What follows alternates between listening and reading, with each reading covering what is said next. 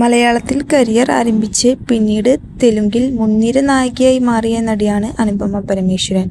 തമിഴിലും കയ്യടി നേടാൻ സാധിച്ചു. ഒരിടവേളയ്ക്ക് ശേഷം മലയാളത്തിലും തിരികെയെത്തി. സോഷ്യൽ മീഡിയയിലും സജീവമാണ് അനുപമ.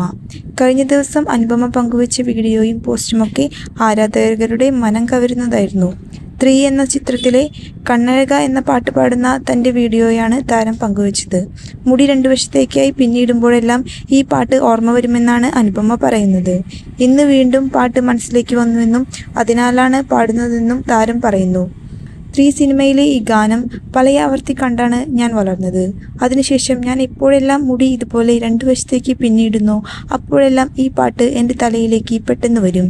ഞാൻ ഇന്ന് രാവിലെ യാദൃശ്ചികമായി കണ്ണാടിയുടെ മുന്നിലിരുന്ന് ഈ ഹെയർ സ്റ്റൈൽ ചെയ്തു. തൽക്ഷണം ആ പാട്ട് ഓർമ്മ വന്നു. അപ്പോഴിതൊന്ന് പാടി നോക്കിയാലെന്താ എന്ന് തോന്നി. ഞാൻ മാത്രമാണോ ഈ ഹെയർ സ്റ്റൈലിനെ ഗാനവുമായി ബന്ധപ്പെടുത്തുന്നത്?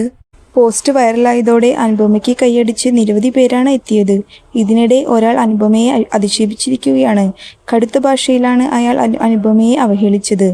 പാവം, ഇപ്പോൾ തമിഴിനും വേണ്ട, തെലുങ്കിനും വേണ്ട, മലയാളിക്ക് പണ്ടേ വേണ്ട, ടോട്ടലി ഔട്ട് എന്നായിരുന്നു കമന്റ്. പിന്നാലെ പ്രതികരണവുമായി അനുപമ എത്തി. സങ്കടപ്പെടുന്ന ഇമോജിയായിരുന്നു അനുപമ മറുപടിയായി പങ്കുവച്ചത്.